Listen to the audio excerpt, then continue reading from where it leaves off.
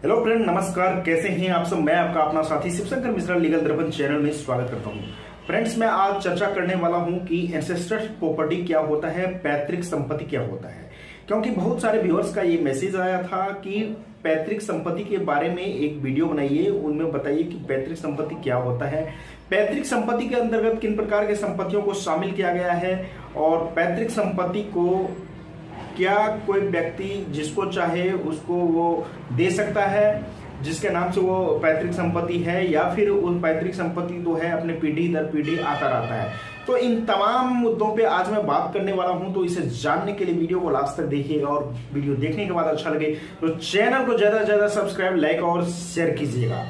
आप लोग चैनल को सब्सक्राइब करना नहीं भूलिए, क्योंकि ज्यादा यदि सब्सक्राइब कीजिएगा और उसको शेयर कीजिएगा तो वीडियो ज्यादा से ज्यादा व्यक्ति तक पहुंचेगा और वो इस वैल्यूएबल नॉलेज को प्राप्त कर सकेंगे। तो वीडियो को सब्सक्राइब कीजिए और शेयर करना नहीं भूलिए।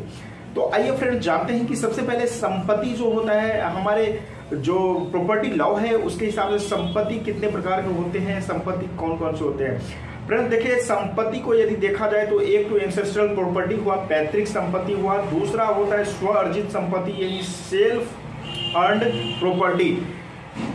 तो सबसे पहले बात करता हूं कि एंसेस्ट्रल प्रॉपर्टी क्या होता है। फ्रेंड्स, एंसेस्ट्रल प्रॉपर्टी वो प्रॉपर्टी होता है, वो संपत्ति होता है जो हमें पूर्वजों से मिला हुआ है, जो मेरे परदादा ने परदादा से दादा को मिला, दादा से मेरे पिताजी को मिला और मेरे पिताजी से मुझे मिलेगा, वही एंसेस्ट्रल प्रॉपर्टी है। यानी 3 पीढ़ी को देखा जाता है, 3 पीढ़ी यानी मेरे परदादा, दादा और मेरे पिताजी।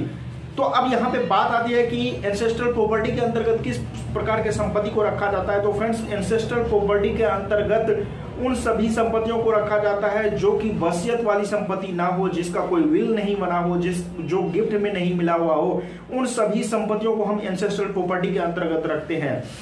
जैसे कि आपको मैं एक उदाहरण के द्वारा बताता हूं कि मेरे दादाजी ने यदि अपने मरने से पहले उस संपत्ति का विल के द्वारा यदि मेरे पिताजी को ट्रांसफर नहीं किया हो, संपत्ति गिफ्ट के द्वारा ट्रांसफर नहीं किया गया हो, तो ही उसे एंसेस्ट्रल प्रॉपर्टी माना जाएगा।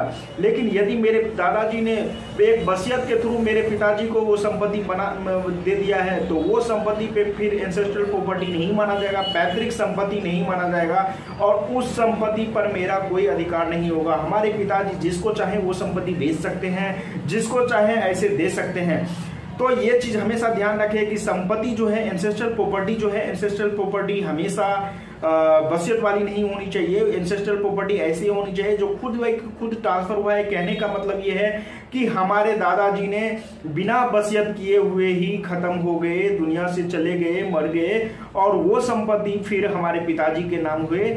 तो इस प्रकार की जो संपत्ति होता है उसे ही हम एंसेस्ट्रल प्रॉपर्टी के अंतर्गत रखते हैं, और उसे जितना हमारे पिताजी का अधिकार होगा उतना ही मेरे जन्म से मेरा भी अधिकार होगा।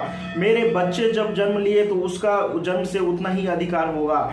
तो उस प्रॉपर्टी को हमारे पिताजी अपने मन के हिसाब से किसी को दे नहीं सकते, बेच नहीं सकते हैं। ये इस पे प्रोहिबिशन है, यहाँ पे रोक है।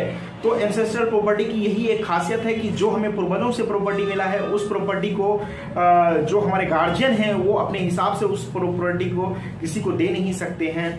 और जहां तक बात आती है दूसरी प्रकार की प्रॉपर्टी जो है सेल्फ अर्न्ड प्रॉपर्टी, जो स्वयं हमारे पिताजी ने अपने कमाई से खरीदी हुई है, अपने साधन से खरीदे हुए हैं, उस प्रॉपर्टी के बारे में बताऊं तो उस प्रॉपर्टी में फ्रेंड्स ये है कि हमारे पिताजी जिस व्यक्ति को चाहे वो प्रॉपर्टी दे सकते हैं। उस प्रॉपर्टी से बेटे और बेटियों का कोई लेना देना नहीं है। बेटे और बेटियां यदि चाहेगी तो वो प्रॉपर्टी पे क्लेम नहीं कर सकती है, चाह के भी नहीं। वो प्रॉपर्टी यदि उनके पिताजी चाहे तो अपने बच्चों को दे सकते हैं, नहीं यदि वो चाहे हम थर्ड पर्सन को ऐसे दे दे, थर्ड पर्सन के हाथ बेच दें, तो वो थर्ड पर्सन को बेच सकते हैं। यानी कि कहने का मतलब है कि सेल्फ अर्न्ड प्रॉपर्टी जो होता है, जो स्व अर्जित प्रॉपर्टी होता है, उस पे जो अर्जन करने वाला व्यक्ति है, जो अर्जित करने वाला व्यक्ति है, जिस व्यक्ति ने उस संपत्ति को खरीदा है, उसका पूरा अधिकार होता है। लेकिन जहां तक बात करूं मैं एंसेस्ट्रल प्रॉपर्टी की, तो एंसेस्ट्रल प्रॉपर्टी पे ऐसा कुछ नहीं होता है।